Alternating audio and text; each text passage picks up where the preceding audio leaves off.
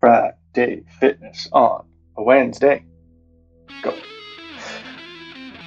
So, this is the last day of filming. So this is going to be the day that looks the best and sounds the best. And then it's going to be, if you watch them in numbered order, it's going to be followed by the day that looks the worst. Not sounds the worst, because the audio from one day, I forget which, just absolutely sucked and I didn't know why. But it feels like such a Friday because today is the last day I have to film and commentate on these things, even though tomorrow's going to be a normal workout day for me. But the project is done. So, anyways, these are fucking side block leans. And I do them in the quick block because it's okay to alternate them, even though, like, these are tiring. These can just, like, at the end of every single 50-second set, I'm, like, at the 35-second mark, I'm like, can I hear the timer? Is something wrong? This should be over already. I learned these from bodyweight warrior Tom Merrick. And he was talking about the QL, which is a spinal erector muscle. It's a muscle in the low back that connects to the hip. If your tailbone had a muscle, that's what it would be. And it can get really tight on people and cause problems up and down the chain. So even if you think that any kind of side bending movement is like working your obliques, it's really not. You don't feel that much of a stretch and contraction on your obliques. And they're not what is contracting to resist gravity. Your spinal erectors, however, on the top side get a huge stretch. And they have to contract to pull you back to upright. So this is a low back exercise.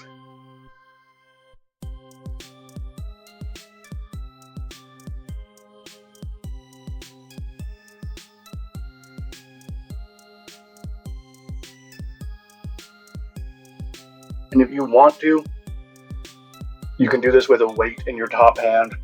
I often do it with a 5-pound plate. I actually just forgot to grab it today and thought, body weight's fine. If you want to do this in a different block so that you have a minute plus rest in between, don't alternate. Do one side 3 times with rest and then the other side, and you can hold on to a 5 or 10 pound plate to really make it worth it. Because as tough as these are, they don't inspire a need to rest. It's not like you're wearing out a single muscle that needs time to recover. They're just kind of globally exhausting in a strange way.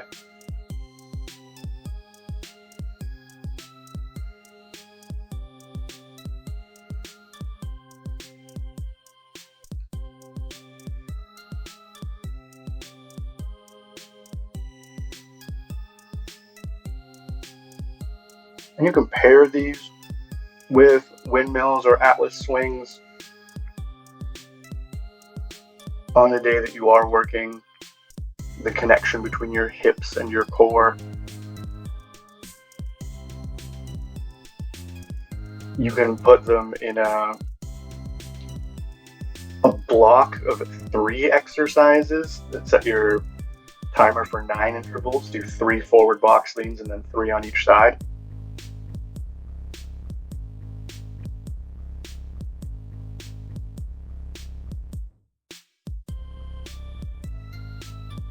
Just another unglamorous exercise. It's not going to build up any muscles. It's not going to slim your waist or any of the shit someone might say about oblique work.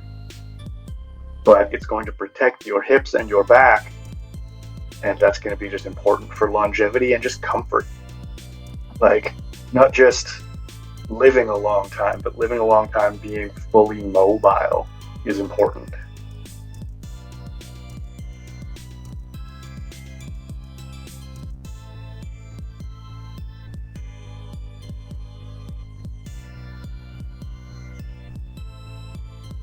Important to note that your forward leg is always your box leg.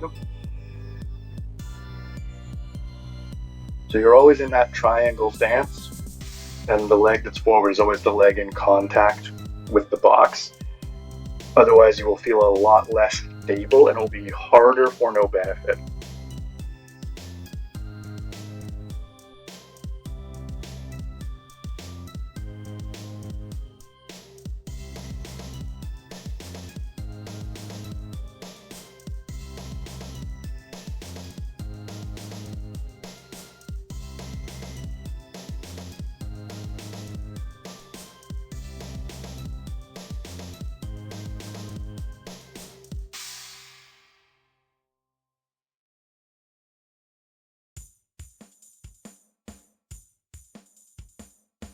And then I realized today I hadn't done these in a sets and reps workout. So this was an actual test for them. For a long time in this slot, I was doing a move that I called a cowboy, which is like a wall supported single leg, straight leg deadlift. And they are absolutely great for getting work down your whole leg. Like they're a really great glute and hamstring exercise, and you can feel it all the way down to your calves. I'll make a video on them sometime. Maybe, I doubt very much I'll be able to find the original Instagram reel where I saw them. They are great. They're just tough to load adequately, and they don't benefit from these quick alternations. And I was missing a lot of lateral stuff, especially on Wednesday's workout. I don't think there was anything that was abductor related. And so I was thinking about Cossack squats again and how I might incorporate them, and I thought, yeah, on the Bozu, one leg at a time will be a great way to just activate the whole leg for the upcoming squats and things, and just have a really good awareness and a good feel. And so the instability practice is always fun. Not always necessary. It's not better for hypertrophy or anything like that, but teaching yourself to move on unstable surfaces and generate your own stability is just an important lesson. So this is not a bodybuilding exercise. This is more akin to a functional exercise.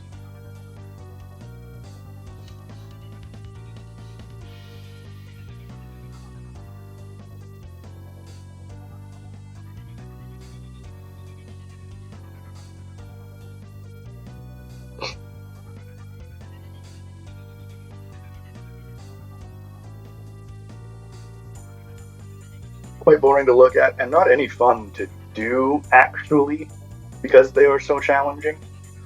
You just feel like you're holding on, you're fighting for stability the whole time. You don't get much chance to enjoy the power output of the muscles.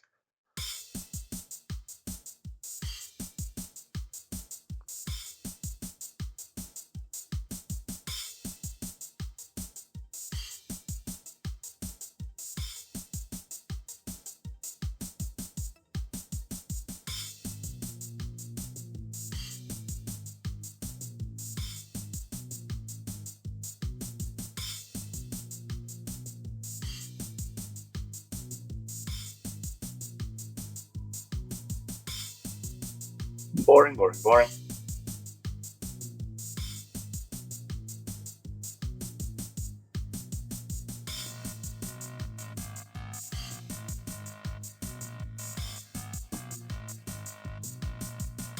You want to be able to control the amount of forward lean that you need in a squat and a Cossack squat. It's okay to lean forward. It's not a massive cheat. It's harder to stay more upright. And so that is a thing that is more difficult for more benefit. if you find yourself rounding really far forward really quickly to get down into a squat or a Cossack, you lack some mobility somewhere that is fucking you up.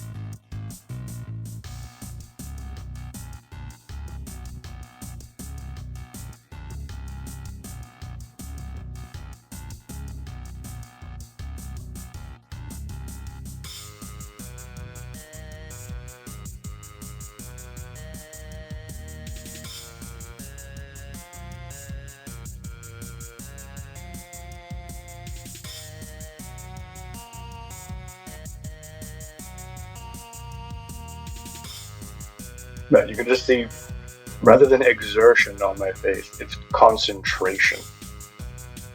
My eyes are kind of blank because my mind is inward, like just focusing on being a gyroscope.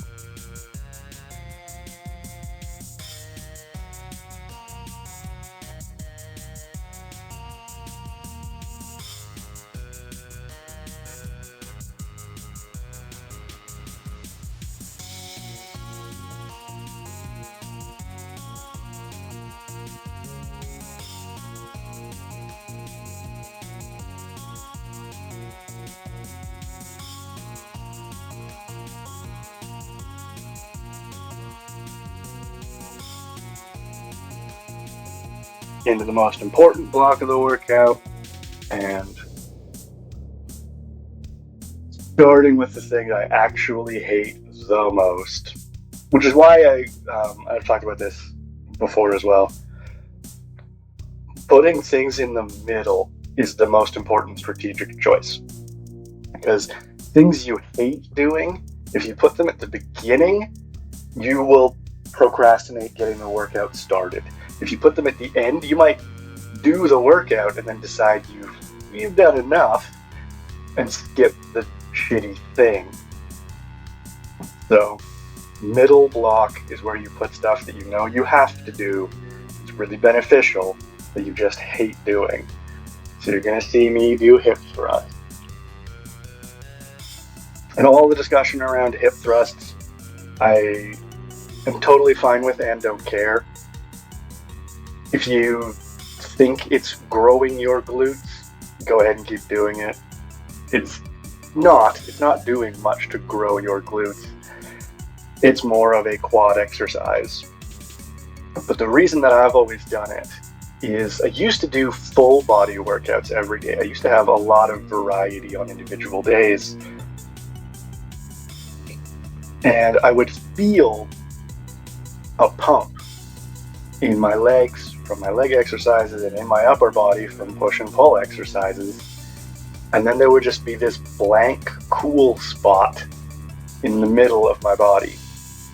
Like even if I did ab stuff, I would still feel this big disconnect between my upper body and my lower body. If it were a heat map, I would have orange and red everywhere except a blue spot in the center back.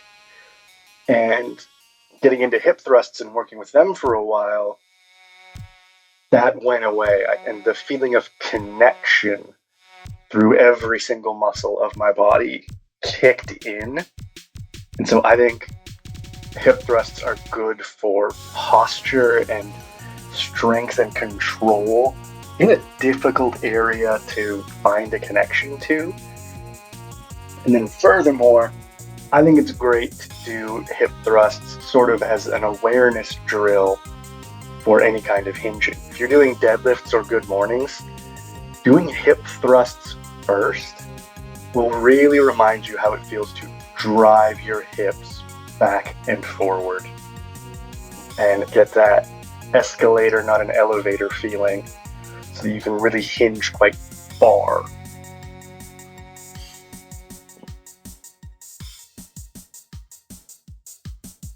Especially when you're doing a good morning, it is so important to think about driving your hips forward. And it's so easy to lose a connection to that and just be flexing your spine and putting your spine in some danger. If you are doing good mornings and you are not hinging strong and proud and free, then you're eventually going to fuck up your back. If you want to do Jefferson curls, go do Jefferson curls properly. Don't turn your fucking good mornings into good Jeffersons.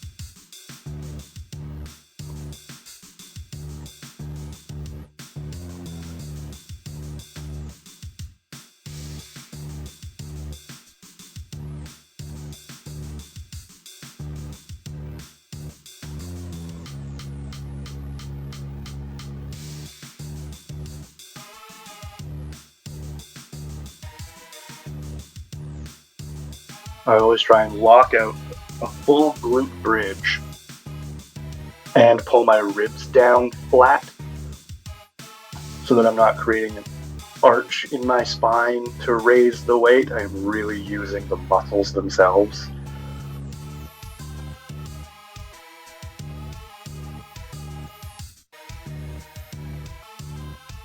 And always underhand. Hopefully I won't be in the middle of saying something when the next set starts. I explain over and over and over again to every client that I have do these the way to get in and out, and they will always invent some bullshit of their own. And I'm like, if it isn't hurting you now, that is okay. And that is one thing. There is room for differences. Just wager it's going to hurt you in the future. So always the same setup and dismount on a free barbell hip thrust.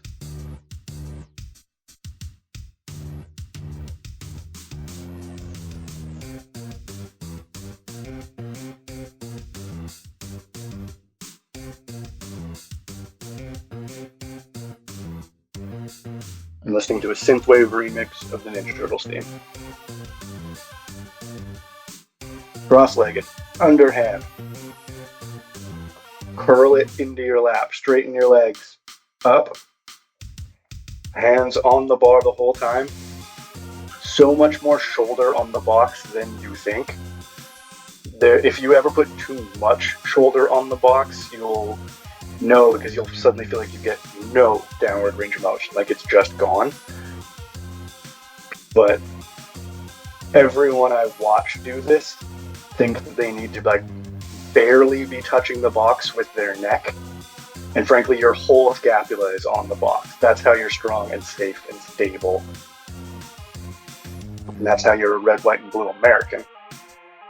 Whole shoulder blade on the box. And then you just reverse that process. Fists to the ground, underhand, roll it up your leg to get that curl going. Cross your legs, put it on the ground in front of you. You're free.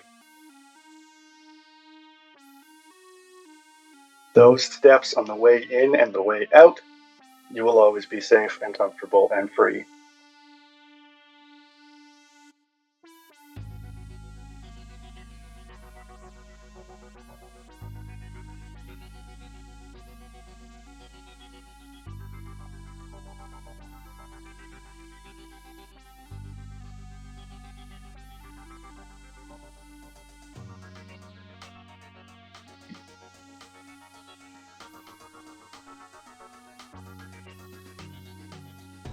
Damn, was that 3 already?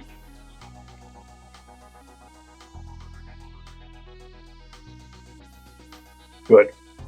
With the timer going, you don't have to count sets and reps. Exercises that suck and are irritating can just fall by the wayside. And I know I was debating this in the room at the time, and I even said in other commentaries that I switched to front squat for this week and the week prior. It's easier on my shoulder, but I just thought, no, if I'm filming, I want to film the back squat. I get more reps and more meaningful reps, because with front squats, it's still the thing that ultimately gives out is my confidence in my wrists.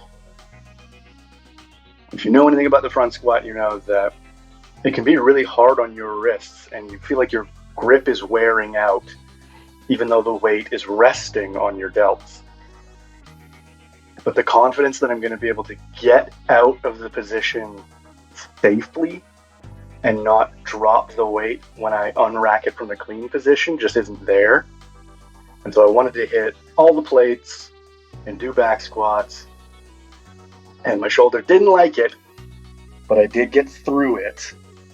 And I'm going to figure out a deload week for next week. And my shoulder is still repairing. So it's fine, it's okay. It was a choice that I made. Bit of an ego thing, sure, but not to the point of detriment.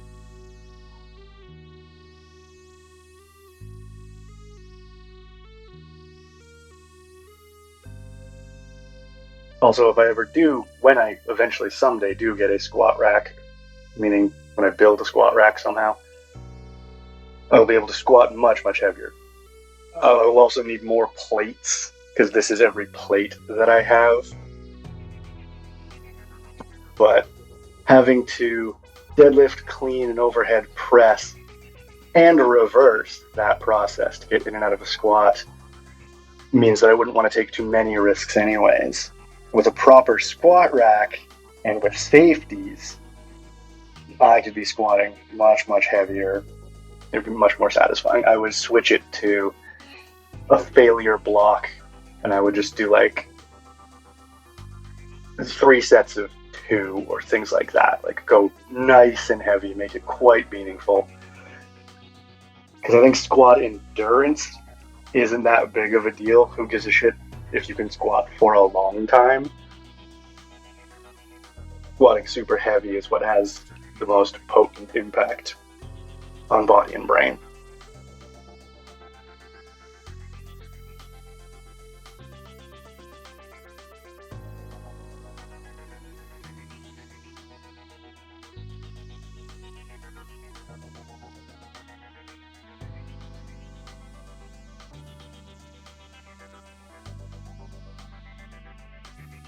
And you see how much leg drive I'm using to get out of that? Pure safety choice. I'm not here doing a Flintstone press that needs to be slow and controlled and screwing up my shoulder even more. It's about getting it off safely. So tons of leg drive, pop it up and over your head, get control of it again and lower it.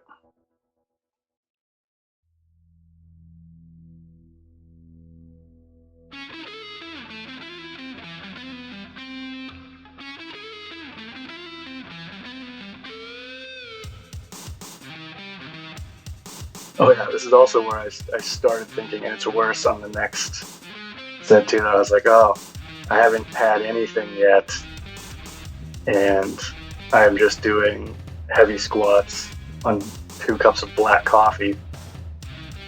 I start to feel mighty sick. So I start going to get my shake ready in that one, but then in the next one I don't feel well enough to like walk around and handle food and stuff. So I just like get ready for the next exercise and get my breathing under control. If you want to do as I say, not as I do, organizing your nutrition around your workout is key. That is the next step that I could take. Getting my nutrition in me pre-workout and digested enough that it's in my blood for the workout would be so beneficial. Instead of just waking up, blasting coffee, and starting to work out when I feel like it, and then having my shake when I remember, and then filling the rest of my day with eating. Like getting all my protein and calories in, and I've said this before, just takes the rest of the day. And like right after the workout, I will eat a can of sardines, a portion of my vegan Greek yogurt with a portion of pumpkin seed and a banana, and I have some instant noodles that I haven't actually had the chance to talk about anywhere yet. This is my new like bodybuilding secret. I had a cold a few weeks ago, and my wife asked me if I wanted her to pick up anything on the way home from work, and I said, "Will you get me some spicy noodles?" And she picked up these instant noodles that are 430 calories and 10 grams of protein. And I was like, "This is it, man. This is how I finally fucking get my calories up over 2,000." I just have one every day. It's just part of lunch, and it like does so much good for my calories. And it's not nothing because there's also 10 grams of protein in there, but because it's just like an ultra processed accessible food, it's not filling whatsoever. Like when I was sick, I ate 2 of these at once, and I have like at some point in my life, I'm sure, consumed 800 plus calories at once and then just not eaten for the rest of the day.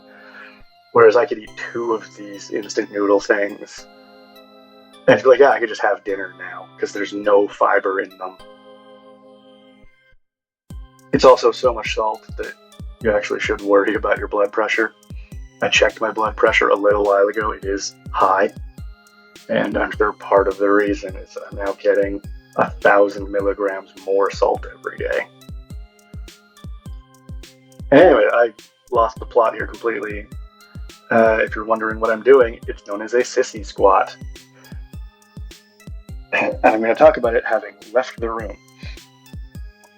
Sissy squats, I just picked them up from Knees Over Toes guy. He was explaining how, like, yeah, these will kind of feel like they bother your knees, so do them in the right amount so you adapt, and then you can do more, and then your knees are stronger and safer. And he's right. These used to kill my knees, and so I was only doing them 1 day a week, and I would feel it in my knees for the rest of the day and into the next day. And now that's gone. Now I can quite comfortably do 3 sets of these 1 day a week. And if I had a slot somewhere else, I could add in a second. These are, if you're using these for hypertrophy, they're going to hypertrophy the area closer to the knee, which can be visually valuable. And then they are also just good for knee health, good for like physical coordination. And someday also maybe the bar can go away. I'm careful not to like put weight on the bar, but you did see me save myself using it. Like I would have fallen backwards and I was able to save myself with the bar. So I always think about getting my knees to the other side of the bar from me as soon as possible and keeping them over there as long as possible, because that's how you just keep the most tension on the muscle. And even though it's instinctual and tempting, you don't want to just stand there for too long because you're doing nothing when you're standing up. So staying in the valuable part of the exercise is important.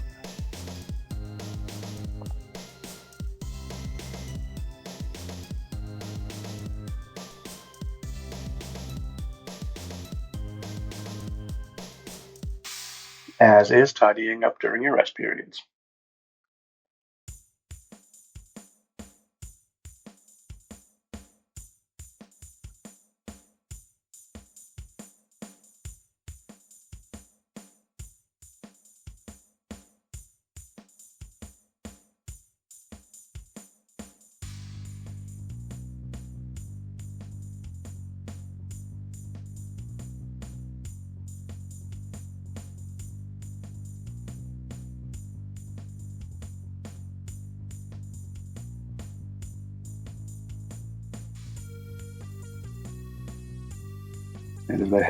These are still like tiring and difficult, and they're not fun per se.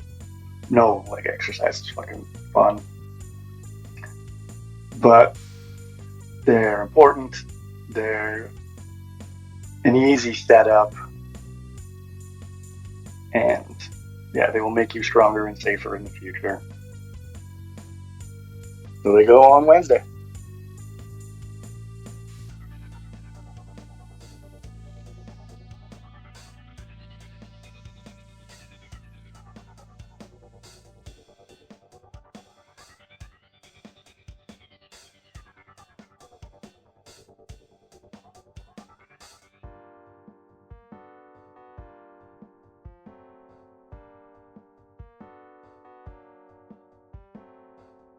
Heading up and get ready to do ham curls again. Having some ham sliders up in this restaurant called Life.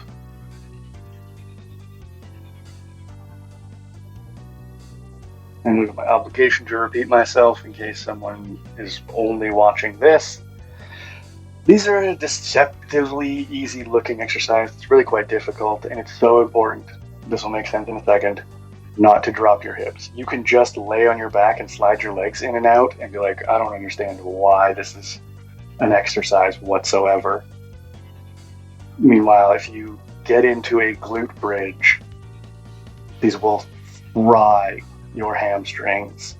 And a part of the hamstring that you're not used to working, because normally we focus on the connection between the glute and the hamstring. This is working the hamstring much closer to the knee joint, so it will feel quite different and shockingly difficult.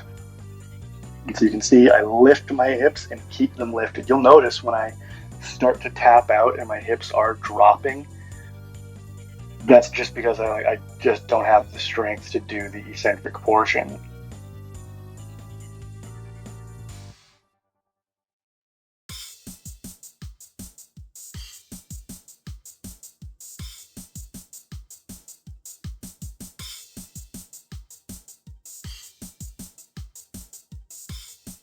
And like so many exercises, you can see the urge to like hold the muscle as if that's going to help. You're like, ow, come on, Jesus.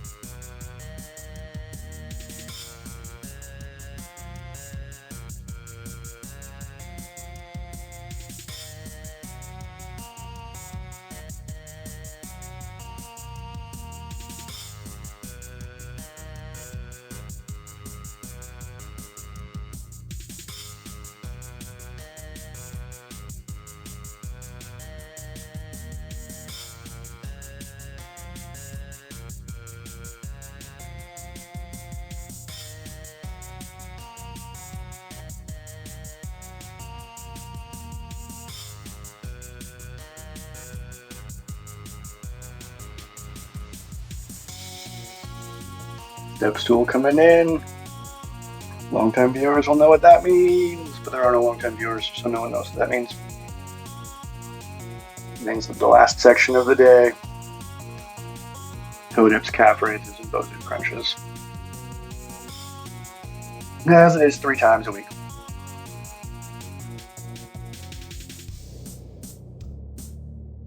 Which is also just on the topic of how to organize your blocks. Block 3 always needs to be the most autopilot, easy shit. The simplest thing that you're not tempted to skip. So it's got to be important and worth doing, but it also has to be a thing that you just don't think about or care about. As little setup as possible, and yada yada yada. Because you're gonna have already peaked in the workout, and you're gonna start getting the signals to like calm down and relax and feel like you've done enough. But you need to get the volume in. You need to get your number of exercises in. You still do have a lot of energy left, and so doing some chores is the way to go. I have tried it in every possible order. If the third block is something too easy and a muscle you already hit, you'll be like, I've done enough for today, and you'll skip it. If it's something with too much setup, you'll end up blowing it off because you're like, I've already been here for 55 minutes. I don't want to be setting up and taking down another piece of equipment. So it needs to really flow the best. Wherever you're going to put something that has some resistance, like mentally and emotionally, you put that in the middle block.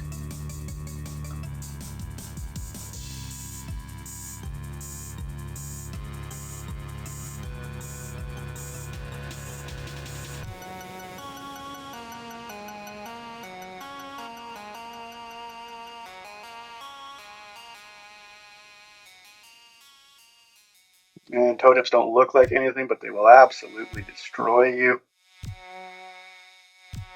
But if you have shin splints, you should be doing them no matter what. Even if you don't work out any other thing, if you're a runner and your shin splints bother you, you hit those toe dips, baby.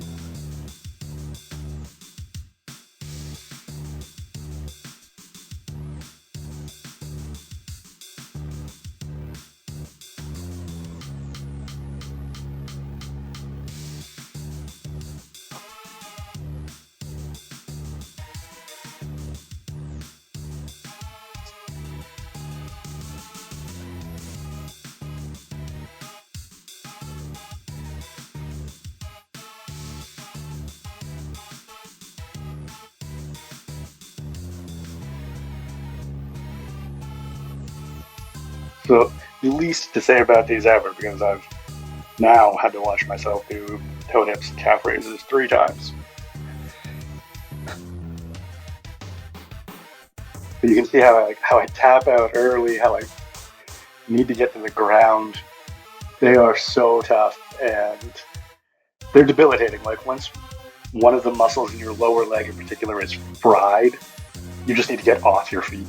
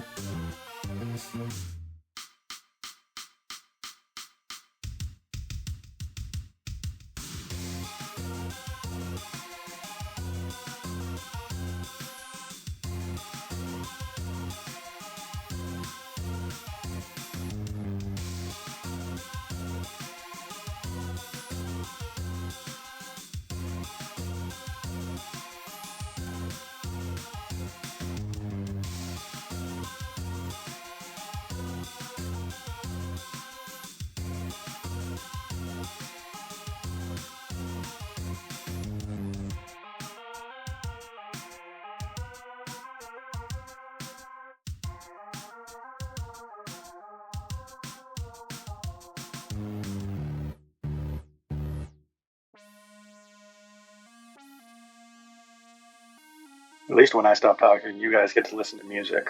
I am actually sitting in silence.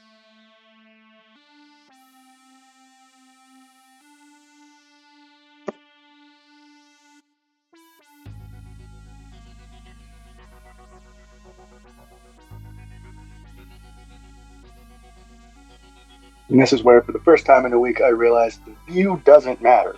And right before the set starts, I turn the stool around so you can look at my calves and see the actual range of motion that I'm doing.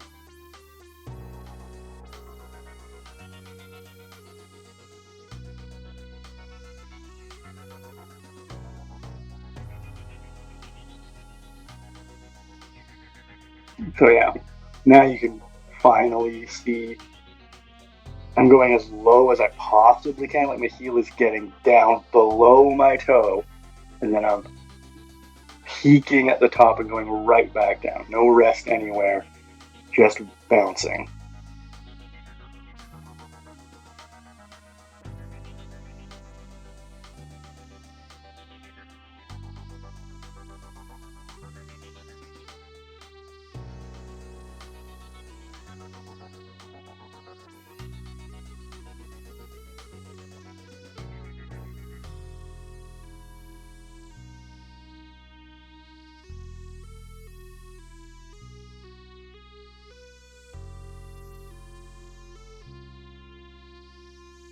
And you can see in my right leg how bad my circulation is. I'm going to start taking a supplement tomorrow that could should help with that. So if it improves the next time you see my calves, remind me and I will let you know what that supplement was and if it worked. Well, in the situation I just laid out, it will have worked. So remind me and I'll let you know what it was. If it doesn't work, it will never come up in conversation again. Also, let's be honest, when are you going to see my calves again? Also, let's be honest, maybe no one is going to hear this. We're an hour into the video.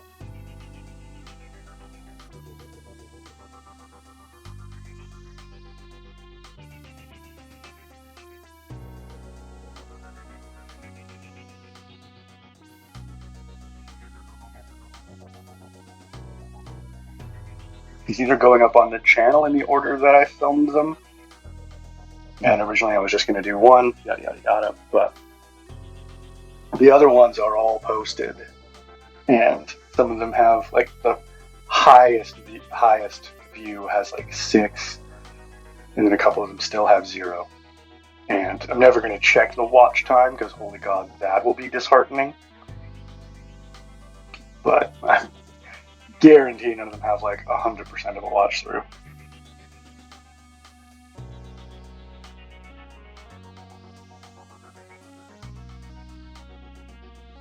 You ever see that Vsauce video where he talks about YouTube videos that have 0 views and that website that is just a 0 views YouTube channel?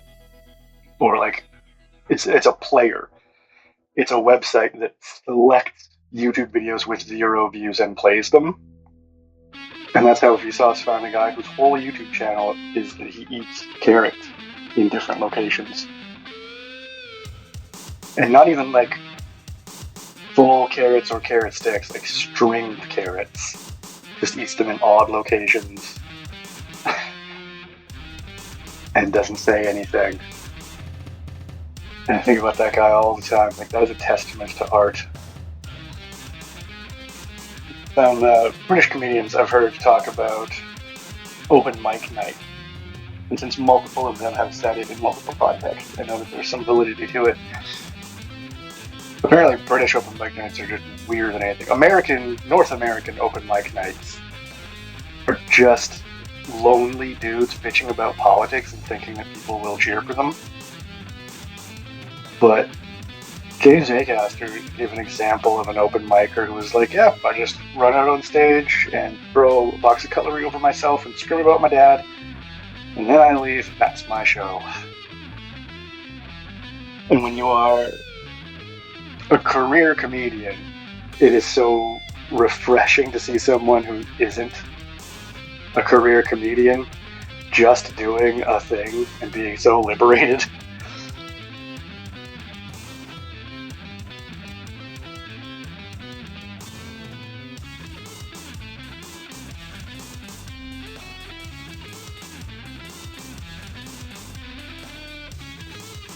That was a pretty wide tangent for an exercise video commentary.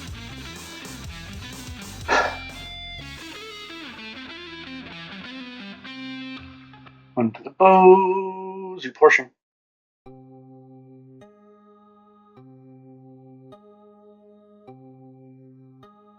And like I've said about ab work, it's okay to start a little early and go a little long. It's okay to adjust in the middle. It's really hard to get a good connection going to your abs.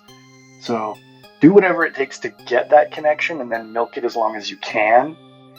Don't just start the timer, do some reps that aren't hitting, and then stop. This is really a matter of earning the rest and like explore. Because when you find a rep that hit, like someone eagle-eyed would be able to detect it here, where it's like, you'll see like just some meaningless movement, and then all of a sudden, the perception will be that it's so difficult. That's when it's like things have locked in for a second, and I've got a really good rep going, and it's incredibly hard. It's hard to pull your upper body towards your legs using your abs. It's so much easier to just kind of arch your spine and throw your shoulders back and forth. When you really feel a good rep, you feel a good rep. And if you feel it in your back, if you feel that your quads are just pulling you forward, if you need to hook your legs under something, then you are using your leg muscles to pull yourself. And being too high or too low on the Bozu is a problem. Your shorts sliding up and down and changing your position on the Bozu is a problem. But you hit it technically 12 times? Oh, I just did math in public. 2 exercises, 3 times a week. That gets you enough meaningful volume to get some ab hypertrophy going and see some pop there. You don't want to just diet. There is a difference between skinny abs and jacked abs. You want jacked abs, not like, no one looks at someone dying of starvation and goes, wow, what a ripped 6-pack. You need to do ab hypertrophy to get them to look good, not just have your waist be skinny.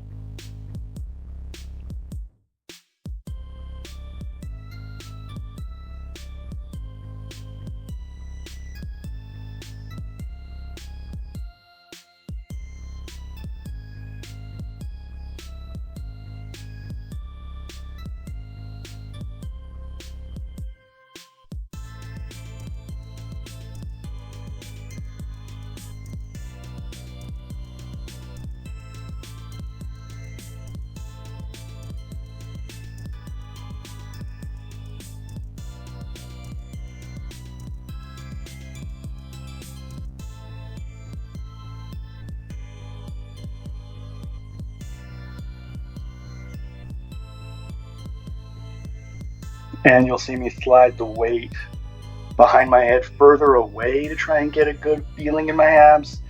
And then often when I do, it will suddenly be too strong and I'll move the plate to in front of my head. So you can auto-regulate the challenge of these. When you find a sweet spot, you can stay in it and make it a little bit easier by moving the weight.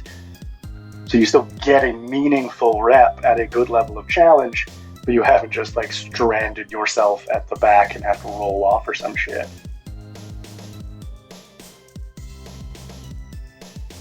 Also, don't think up thoughts when you're doing any kind of crunch. Think across. Imagine that you are compressing your shoulders towards your knees, not lifting your head up away from the ground.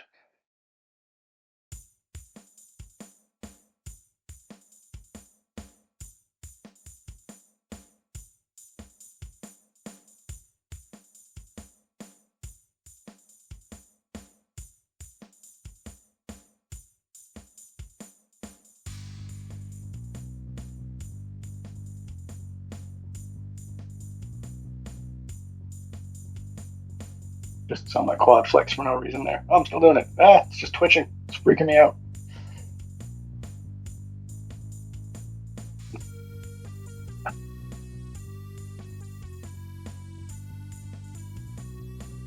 Big quads are gross. You want to have quads big enough to balance out your proportion between upper body and lower body. Don't look like a Dorito on toothpicks.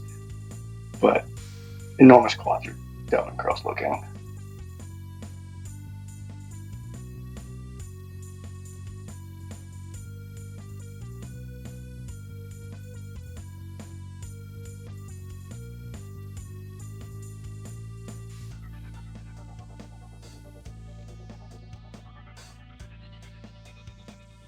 I don't wear puffy directing pants, and I don't want to look like I'm wearing puffy directing pants, which are actually equestrian pants. I don't know why our 1940s version of a film director was an equestrian guy, but that's why they had riding crops and all those pants.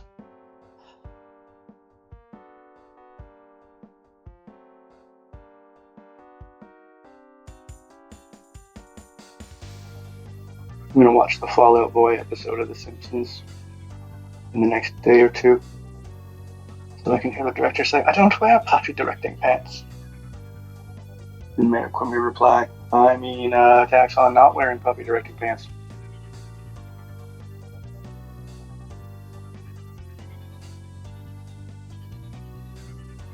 I need more Mayor Quimby in my life. Mayor Quimby supercut in my future. You're welcome for this dazzling, insightful commentary. It's been a week.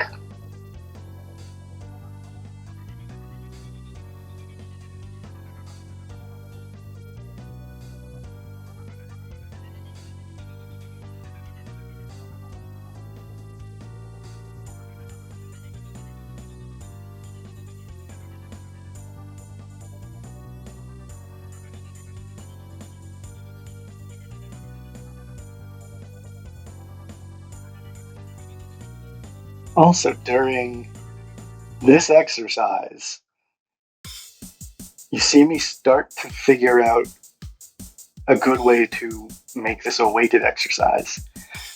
I've tried in the past holding various weights between my feet, and I feel like it really distracts from the mind muscle connection of the abs. And I think right after this set, you see me start to be like, I know, I have an idea. I know what to do here. I own enough straps.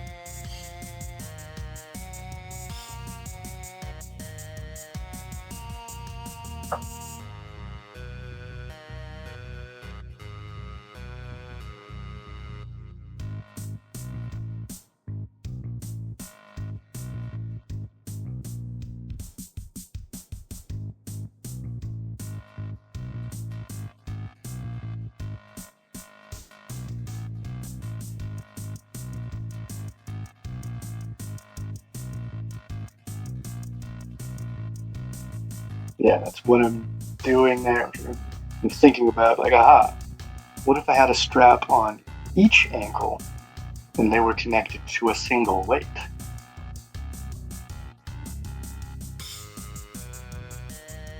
Instead of tying something to both ankles, which would be an issue if I need to like bail on the exercise or just be comfortable. And not having to squeeze my leg together to hold something, but if there's an ankle strap on each side, but then they're strapped to the same weight so that it's always centered and equally distributed. But you know what? You're not going to get to see it. Because I only wanted the video to be an hour long, so I tried it after the last set. It did work great and I like it.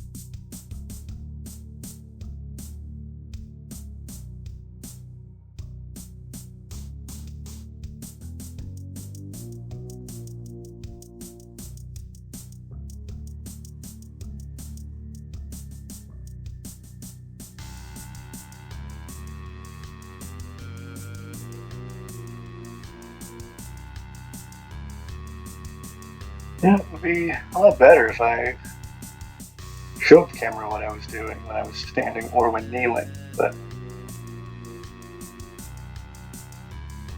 if it's really, really good, eventually you will see it in the future.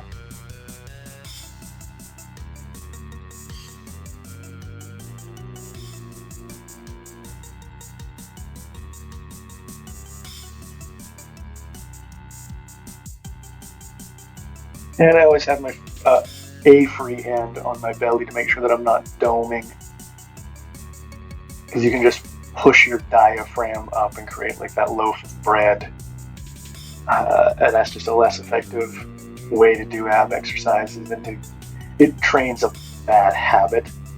If you want to have a good looking midsection, anti-doming is the way to go, and learning to brace properly for meaningful exercises.